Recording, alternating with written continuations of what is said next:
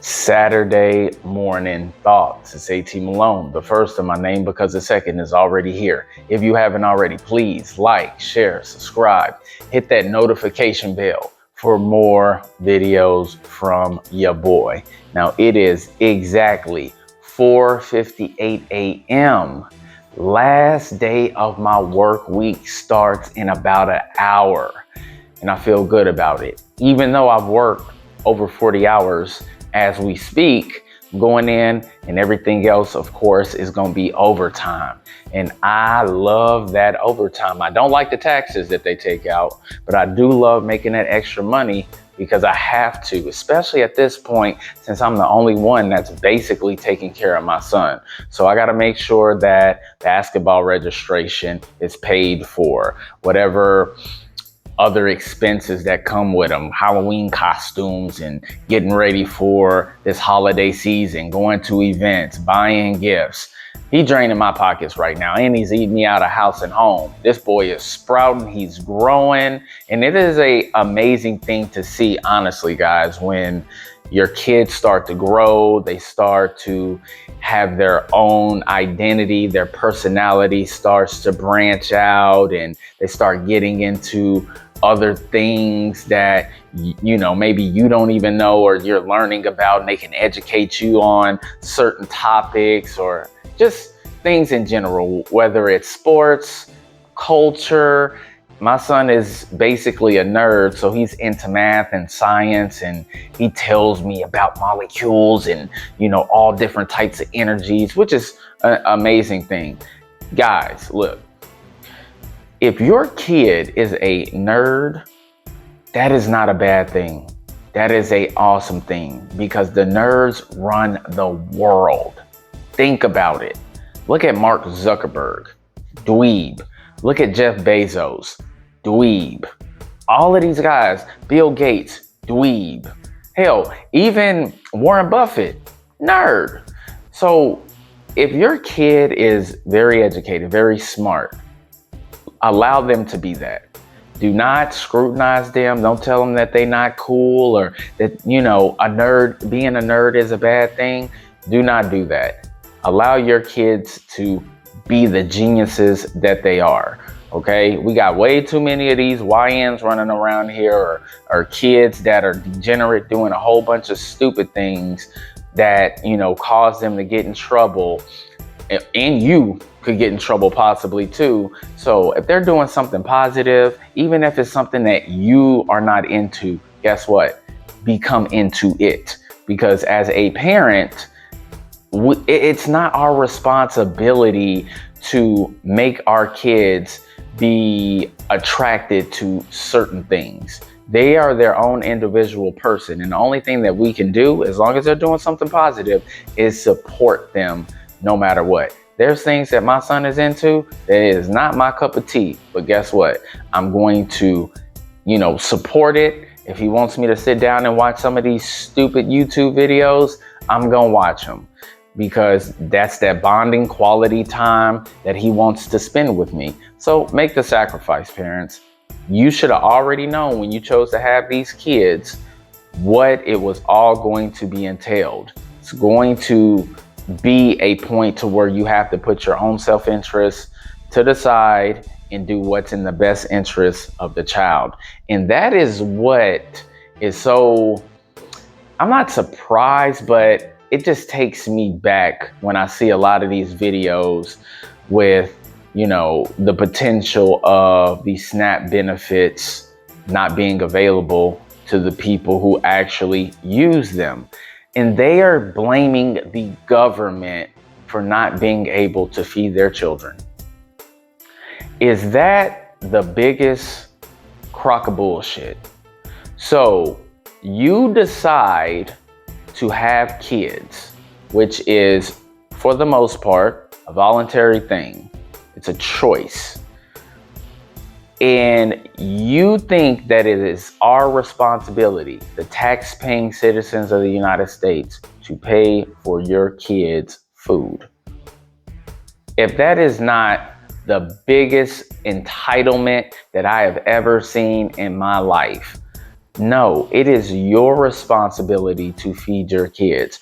Why would you even want to rely on the government for food stamps in the first place for a long period of time? Now, I get it. Everybody needs, a safety net from time to time, a lifesaver, a lifeline. I get that. We all fall on hard times, but the purpose of it is to get on and get off. It is not supposed to be a means for a additional resource for you permanently. No, you shouldn't want to rely on anybody, honestly, not even family members. When you choose to have kids, that is solely your responsibility.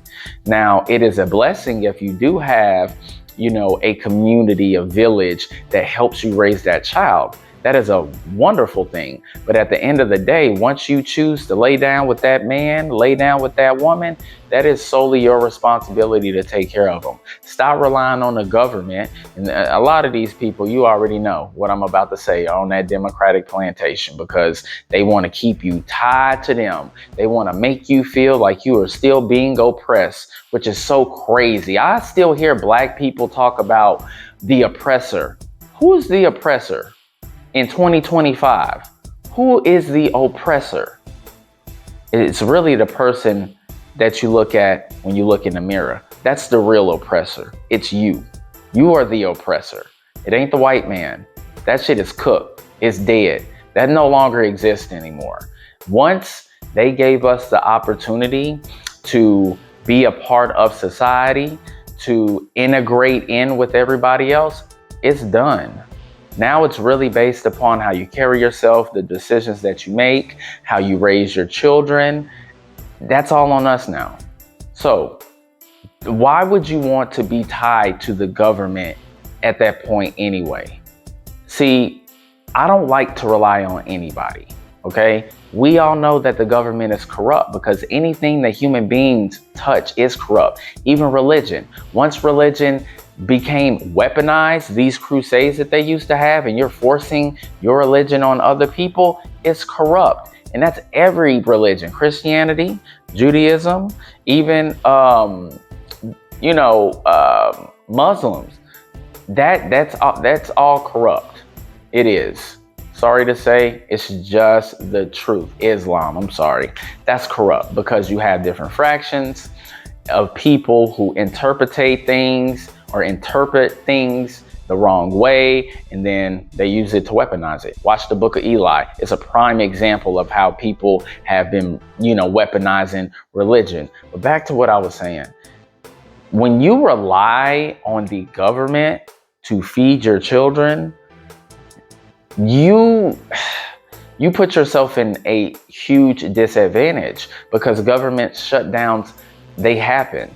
And I would not want to rely on corrupt individuals to feed my kids. When you are an able-bodied person, now I understand if you're not, if something tragically happens to you, that don't count. But these people that are going online saying that they're going to go to the store and rob, groceries, go steal groceries, and if you try to stop them, you might get hurt. That's some bullshit. And a lot of what I've been seeing is coming from us, people of the melanin. But yet these are the same people that we're supposed to protect and guard and, make sure that, we have their backs. No, this is why they say all skin folk ain't kinfolk. These people ain't part of me, ain't part of mine, ain't none of mine, because the people that I surround myself with are hardworking individuals.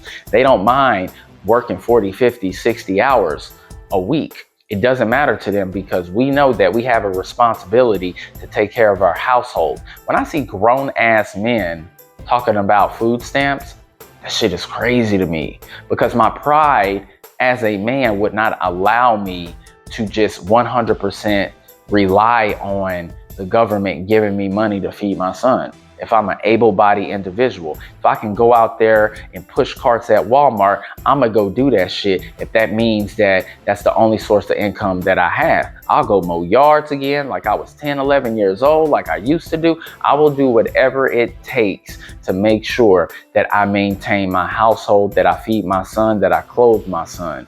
And if you do not have that mentality, you have no business having children.